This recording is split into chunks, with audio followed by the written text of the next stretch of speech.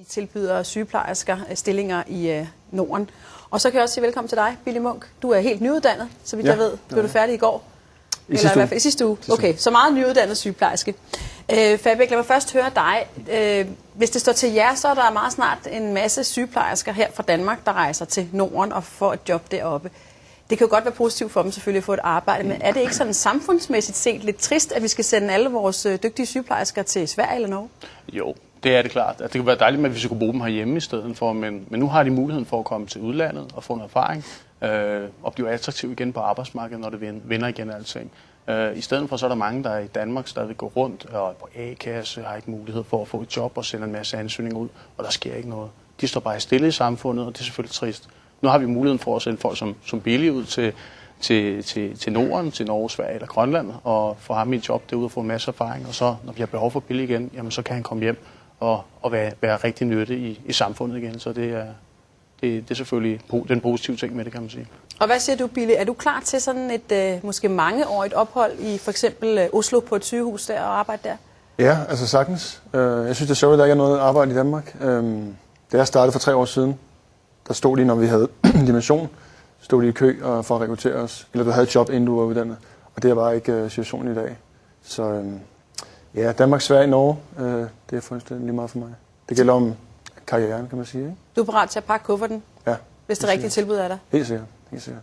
Hvad nu, hvis sådan en som Billy, han vælger at tage netop til Oslo og få et job deroppe på hospitalet, og så ikke får lyst til at komme tilbage til Danmark igen? Så har vi jo mistet ham. Så har vi brugt en masse penge på at uddanne ham, og så mister vi ham. Ja.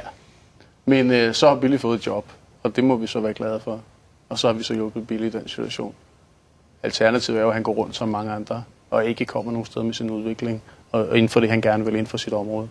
Man kunne godt frygte, at vi så på et tidspunkt kommer til at stå og mangle alle de her sygeplejersker, som vi så har efterladt, om jeg så må sige, i Sverige og Norge. Lige præcis. Men det er derfor, at vi arrangerer de her job med, fordi at så længe vi hjælper dem med at få jobs i udlandet, jamen så har vi også en mulighed for at få dem tilbage, fordi vi stadigvæk har kontakt til dem, de er stadigvæk i vores netværk, og det er derfor, at Medric holder de messer, som vi gør for at igen hjælpe vores udlandske arbejdsgiver, som har behov for folk som Billy og hans kollegaer, men igen også, sådan så at vi kan få en masse i arbejde.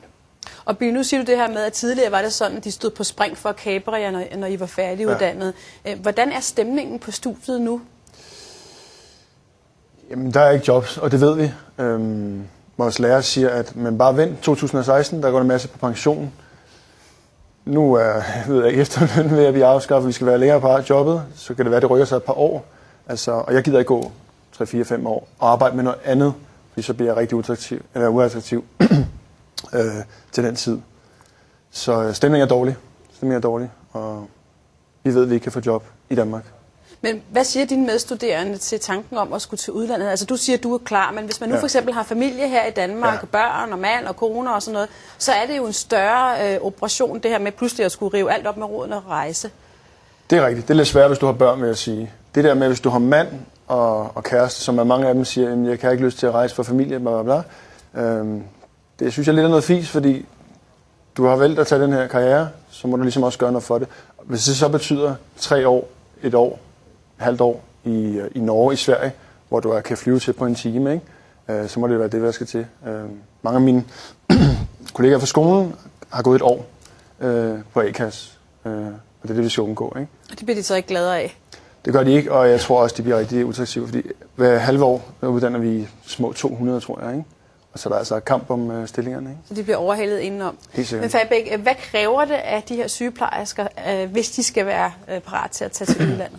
Jamen, man kan sige, at hvis de vil have et job, jamen inde på messen, der er flere hundredtals jobs, så kommer man ind på messen og er interesseret i at få et job, jamen så har du muligheden derinde. Det, de skal tænke på, det er selvfølgelig, om det er noget, de er parate til, men heldigvis er der også mulighed for at komme op og prøve det af i kortere periode på 3 måneder. Kommer du op og arbejder i et års tid, i Norge eller andre steder, jamen så allerede der står det meget mere attraktivt, end hvis du har gået i et års tid uden noget som helst job i Danmark. Og netop fordi, som Billy siger, jamen derude bliver jo hele tiden hver halve år uddannet nye, og så kommer du bare længere bag i køen, fordi alting udvikler sig jo hele tiden. Men er det fuldstændig sidestillet med at arbejde på et dansk sygehus? For eksempel at få job på et lille sygehus i en norsk bygd? Der er ikke en stor forskel. Det er der ikke. Det er de samme kompetencer? Ja, stort set. Billy, hvad betyder det for dig, at Dansk Sygeplejeråd ligefrem går ud og opfordrer til, at man altså er parat til at tage til udlandet?